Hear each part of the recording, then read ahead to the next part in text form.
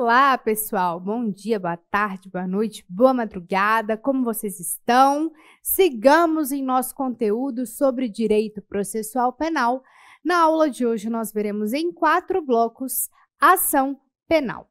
Vamos ao nosso roteirinho da aula de hoje e também ao guia de estudo. Combinado? Roteiro da aula de ação penal. Veremos o conceito e as características, as condições da ação, tanto na acepção clássica quanto na contemporânea, a classificação das ações penais, os princípios de cada espécie, o acordo de não persecução penal, as causas extintivas da punibilidade relativas à ação penal privada, requisitos da peça acusatória e terminaremos com prazos. No guia de consulta, a gente precisa, no Código de Processo Penal, dos artigos 24 ao 62, é o título 3º do Código de Processo Penal, e no Código Penal, o título 7º, que varia dos artigos 100 ao 106. Veja vocês que nós estamos diante de um tema que é híbrido, ou seja, ele versa sobre direito material e direito processual penal, isso tem implicações práticas. E ainda súmulas, 4, sendo 2 do STF, 594 e 714, e 2 do STJ, sendo as de número 234 e 542. Beleza? Vamos dar início, então, à nossa aula sobre ação penal.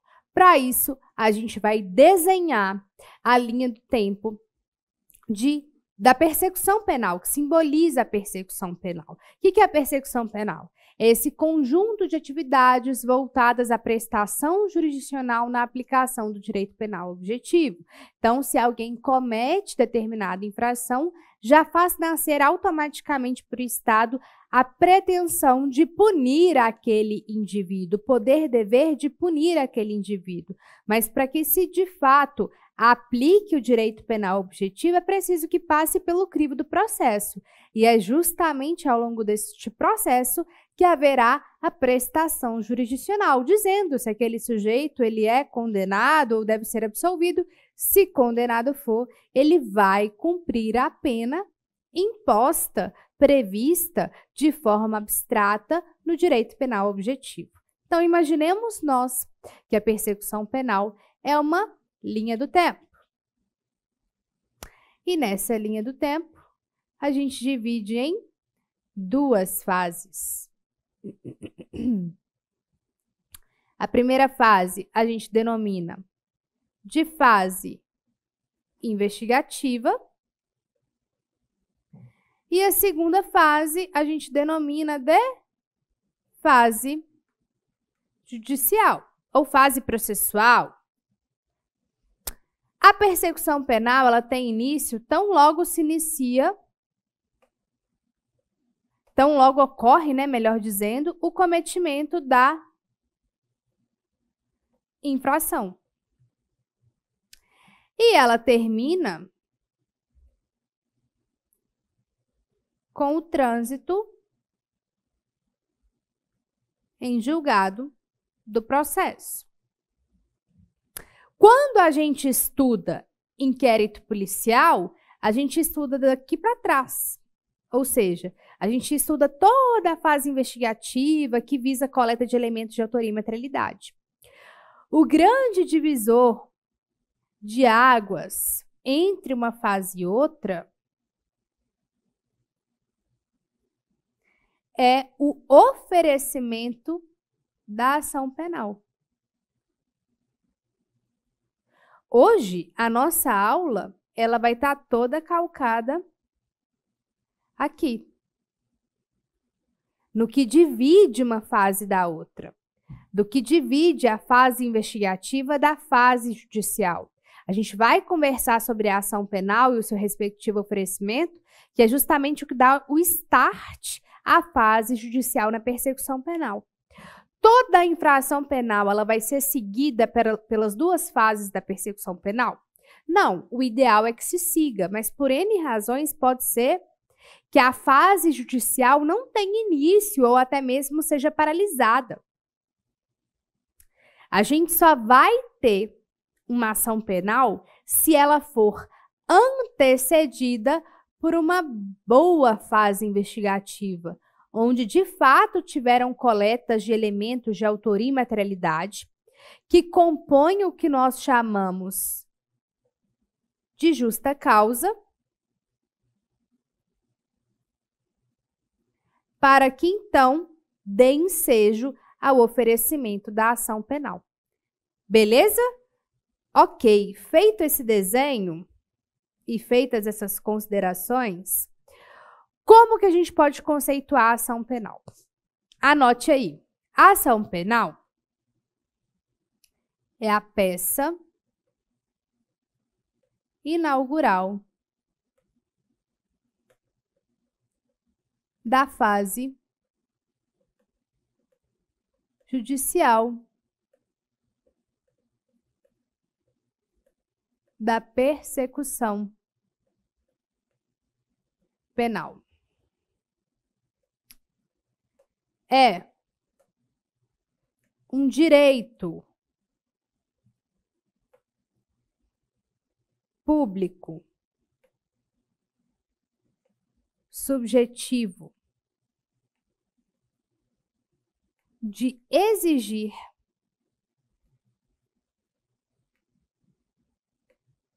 a prestação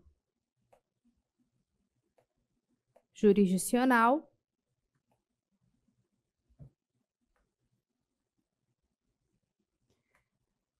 para a aplicação do direito penal objetivo. Então, o que é a ação penal? É a peça inaugural da fase judicial da persecução penal. É um direito público subjetivo de exigir a prestação jurisdicional para a aplicação do direito penal objetivo. Aqui, pessoal, eu coloquei tanto o conceito do instrumento à ação penal, quanto o conceito do direito de ação penal, tá? Porque a gente tem a peça, que é essa forma de ingressar em juízo, que é a ação penal propriamente dita, em concreto, mas ela materializa um direito, que é o direito de ação, o direito de exigir do Estado a prestação jurisdicional para a aplicação do direito penal objetivo. Tudo isso que nós explicamos quando nós falamos da nossa linha do tempo, tá? A ação penal, o direito de ação propriamente dito, ele guarda algumas características. A primeira deles está no nosso próprio conceito, que é um direito subjetivo. Por quê? Porque só o Estado, né, já superamos a lei do talião com olho por olho, dente por dente, a gente já entregou a nossa parcela punitiva ao Estado, só o Estado detém o poder de punir. A gente não fala em vingança privada legítima. Tem ali alguns mecanismos de autotutela, de autodefesa, mas não existe um poder de punir privado. Isso é do Estado. Se é do Estado, tão logo uma norma penal é transgredida, o cidadão tem o direito de exigir que aquele sujeito seja punido. Só que a gente também entrega parcela do nosso poder acusatório ao Ministério Público, que é o órgão acusatório por excelência. A gente também entrega para o Estado, que por meio do sistema acusatório cria um órgão acusatório por excelência. E aí esse órgão acusatório faz às vezes do cidadão. Ele tem o direito de exigir que o poder de punir seja materializado porque alguém transgrediu uma norma que é pública, que é proibitiva, que não pode transgredir. Se transgredir, tem uma pena imposta. Por isso, a aplicação do direito penal objetivo, certo? O nosso direito de ação, pessoal, ele é autônomo, ele independe do direito penal. A gente quer que se aplique o direito penal, sim, mas nós temos normas próprias, regidas lá no Código de Processo Penal. Por isso, autônomo. Ele é abstrato, pessoal, porque independente da ação penal ser provida ou improvida, ou seja, aquele indivíduo ser condenado ou absolvido, o direito de ação já foi manifestado. Quando a ação penal foi oferecida, o direito de ação já foi manifestado, por isso abstrato. E determinado e específico, por quê? Da mesma forma que o inquérito policial ele está olhando para trás para uma infração específica que já foi cometida, a ação penal também está para uma infração determinada e específica, ok? Pessoal, como nós vimos no nosso desenho e no nosso conceito, a gente precisa, ao oferecer a ação penal, a gente precisa que algumas condições sejam cumpridas e isso resvala na própria execução da fase investigativa, de forma direta ou indireta, para que a ação penal seja recebida. Porque uma vez oferecida e recebida por órgãos diferentes, aí sim vai começar a marcha processual da fase judicial da persecução penal. Aí a gente começa a caminhar. Mas essa ação penal só será recebida se condições forem cumpridas. E aí a gente tem uma acepção clássica que elenca condições até pautadas numa teoria geral do processo para que a ação seja recebida, e a gente tem aí uma doutrina processual penal vanguardista, capitaneada por Aury Lopes Júnior, que também elenca ali uma nova categoria de condições da ação. O que ainda é tradicional, o que ainda é clássico, é o que é mais cobrado em concurso público, por isso a gente vai despender maior tempo na acepção clássica, beleza?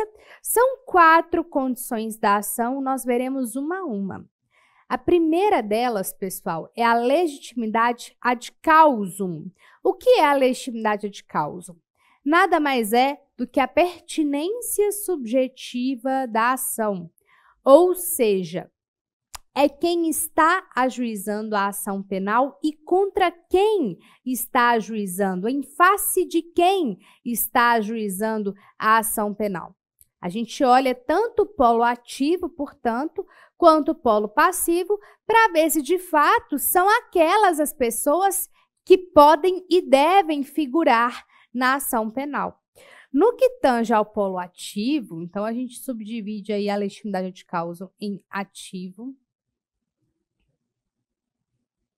e passivo. No ativo, ou seja, quem oferece a ação penal, a gente fala no Ministério Público, nas ações penais públicas e no querelante, que é o particular, nas ações penais privadas. Tudo bem? Agora, no polo passivo, é em face de quem? Em relação a quem? Quem é o nosso réu? O nosso réu, pessoal, ele é uma pessoa física maior de 18 anos ou uma pessoa jurídica nos crimes ambientais. São os únicos ainda que podem figurar uma pessoa jurídica como ré no processo penal. E aí, claro, né, que não vai ter uma pena privativa de liberdade para uma pessoa jurídica, não tem como prender uma pessoa jurídica. Mas penas restritivas de direitos e pena de multa é perfeitamente aplicável a essa pessoa jurídica ré. E o STF já bateu o martelo faz alguns anos, essa pessoa jurídica ela pode figurar no polo passivo, independentemente de ter uma pessoa física acompanhando aí na qualidade de sócio-diretor ou administrador. Não precisa, pode ser só a pessoa jurídica, é o que a gente chama de teoria da responsabilidade apartada. Tudo bem? Tirando os crimes ambientais, aí só pode ser uma pessoa física maior de 18 anos e mais, que tem a sua rigidez mental completa, né? Do contrário, ela vai até poder ser réu, a pessoa pode até ser ré num processo penal, mas não pode vir a sofrer uma pena, e sim uma medida de segurança, ok? Beleza, pessoal. Legitimidade ad causum não se confunde com capacidade para ser parte, capacidade postulatória e capacidade processual. Capacidade para ser parte, basta que seja uma pessoa física que tenha nascido com vida, capacidade processual que seja maior de 18 anos e capacidade postulatória que tenha aí o pressuposto técnico-jurídico para ajuizamento, então que seja um advogado, que tenha um AB, que tenha determinado pré-requisito de ordem técnica para poder movimentar o processo, tá? Só a legitimidade ad causum, que é uma condição da ação. As outras capacidades, elas são elencadas como pressupostos de validade, beleza? Ficou claro? Ótimo, pessoal. Segunda condição da ação é o interesse de agir. O interesse de agir, ele é calcado num trinômio. Alguns autores colocam só binômio, varia, tá? Mas a gente sempre explica de forma mais ampla para que você se blinde, possa ver tudo que possa estar dentro de uma doutrina. Necessidade, adequação e utilidade. Pessoal, no processo penal, a necessidade ela é presumida, justamente porque não existe vingança privada. Se ela existir, é um crime, exercício arbitrário das próprias razões, artigo 345 do Código Penal. Se o Estado é quem detém o poder-dever de punir alguém quando existe essa transgressão da norma penal, se ocorre o cometimento de um delito, já nasce a necessidade de se punir aquele indivíduo por meio do processo, que vai ser o caminho necessário para se chegar à pena. Mas a necessidade ela é presumida. Transgrediu norma penal, o Estado tem que agir. Então, no processo penal, essa necessidade é presumida, ok? É por isso, inclusive, pessoal, que a gente não fala em lide no processo penal. Não é muito técnico falar lide. Por quê? Porque lide não é o conflito de interesses por uma pretensão resistida. Pois é, não necessariamente no processo penal vai ter um conflito de interesses. E não necessariamente vai ter uma pretensão resistida, porque a gente está falando, por exemplo, de um réu que pode ser confesso, não necessariamente tem um conflito, no caso, nem uma pretensão resistida, ok?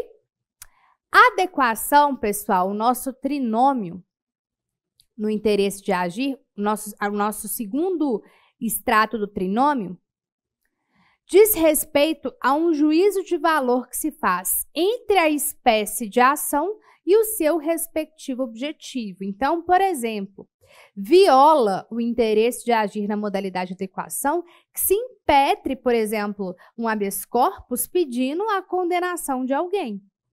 O habeas corpus não se presta para isso, é inadequado que se ajuize esse tipo de ação pedindo uma condenação. O habeas corpus é para tutelar o direito de locomoção e não para pedir condenação de alguém. Aí tem que ser uma ação penal de cunho condenatório. De mesmo modo, se, mais uma vez no exemplo do habeas corpus, fosse impetrado um habeas corpus para proteger um indivíduo que está respondendo por um crime que sequer tem pena privativa de liberdade prevista. Ora, o ideal seria o mandado de segurança. É inadequado que se entre com habeas corpus nesse caso. Então, olha-se a espécie de ação e o seu respectivo objetivo, se guarda uma relação de adequação ou não, tá? E o interesse de agir na modalidade de utilidade é se de fato aquela ação penal ela é útil, ou seja, ela tem chances de triunfar ou ela já nasce inútil, não tem como se chegar àquele resultado, àquele objetivo. É nessa discussão do interesse de agir na modalidade de utilidade que se discute sobre a chamada prescrição virtual ou prescrição pela pena em perspectiva. Por quê? Doutrinadores, quase que a sua unanimidade, entendem que é inútil que se nasça uma ação penal que inevitavelmente vai calhar na prescrição em algumas de suas modalidades.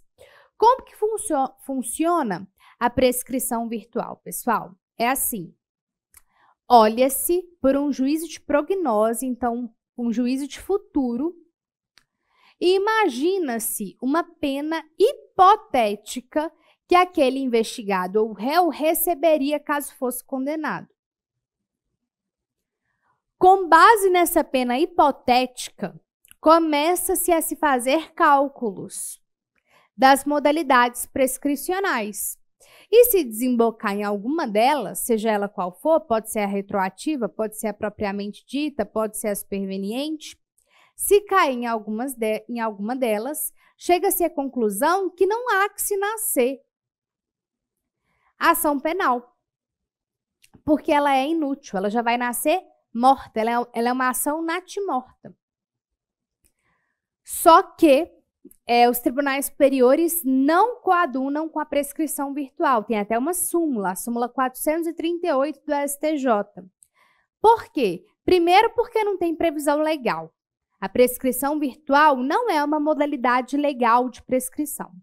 Segundo, porque, segundo os tribunais superiores, a prescrição virtual viola a presunção de inocência, porque tem que presumir que aquele indivíduo será condenado, já que se calcula uma pena hipotética para ele.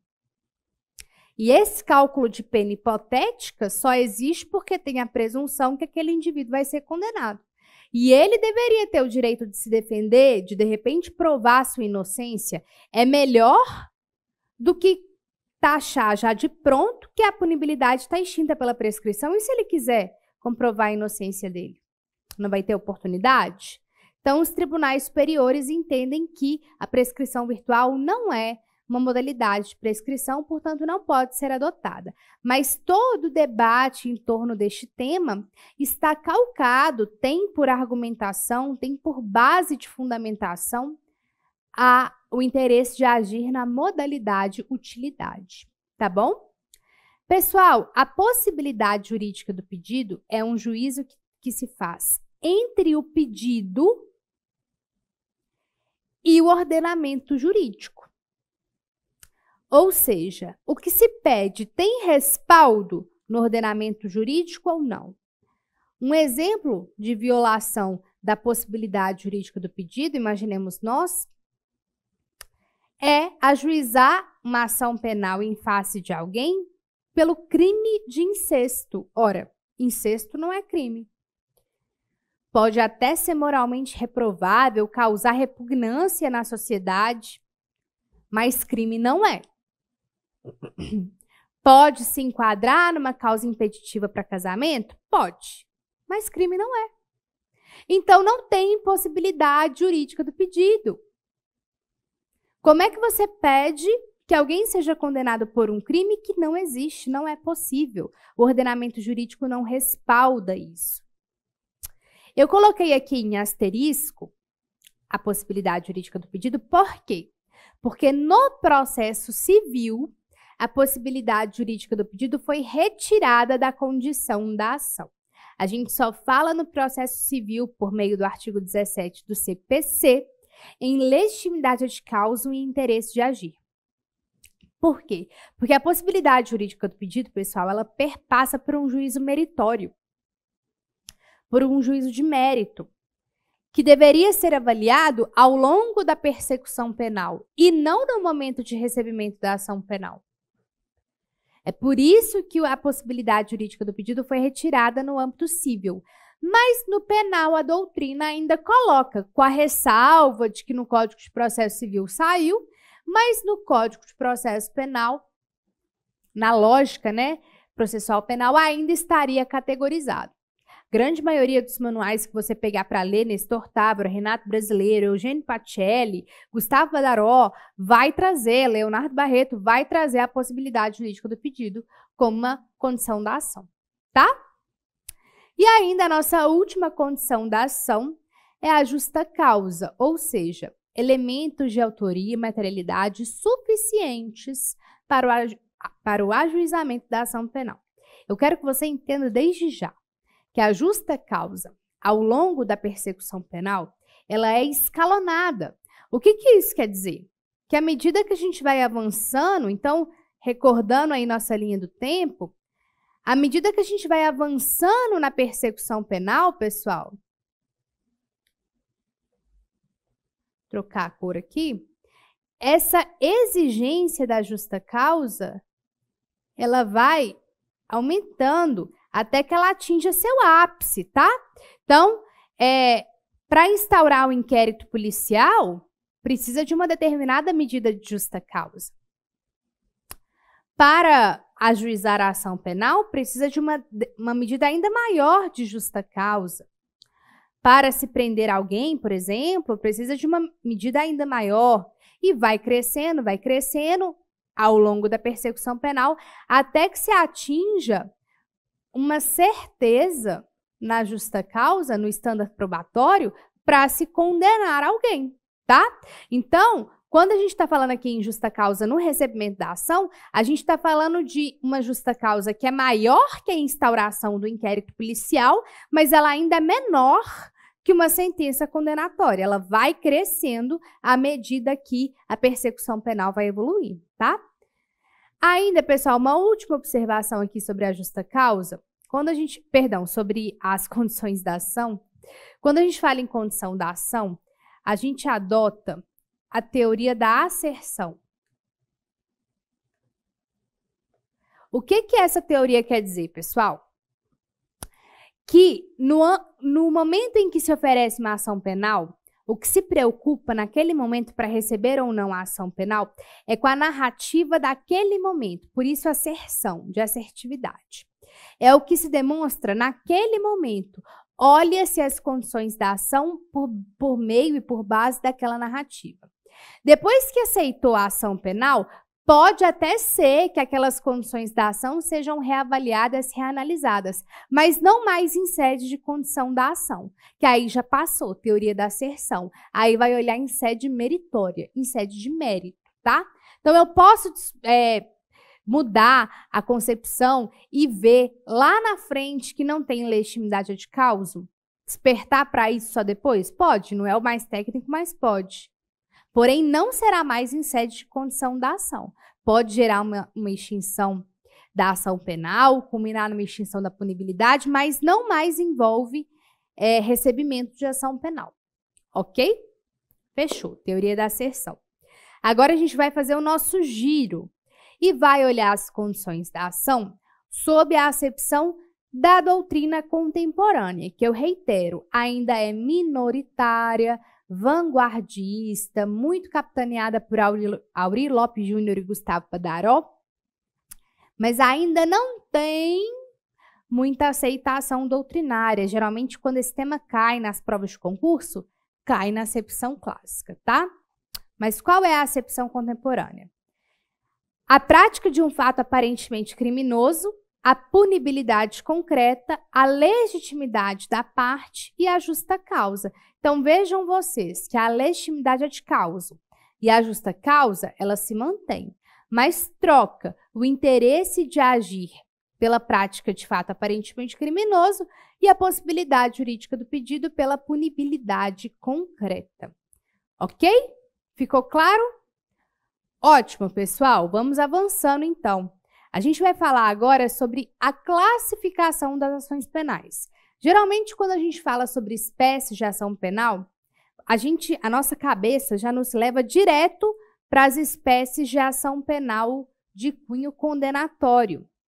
Mas antes da gente fazer esse zoom, e a gente vai fazer porque de fato são elas que importam, a gente precisa ter uma visão panorâmica das ações penais. E aí elas são subdivididas em ação de conhecimento, ação cautelar e ação de execução. As ações de conhecimento são subdivididas em condenatória, constitutiva ou desconstitutiva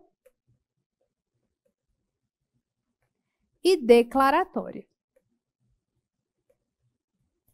Eu vou explicar cada uma dessas espécies da classificação no nosso próximo bloco. Eu te vejo lá.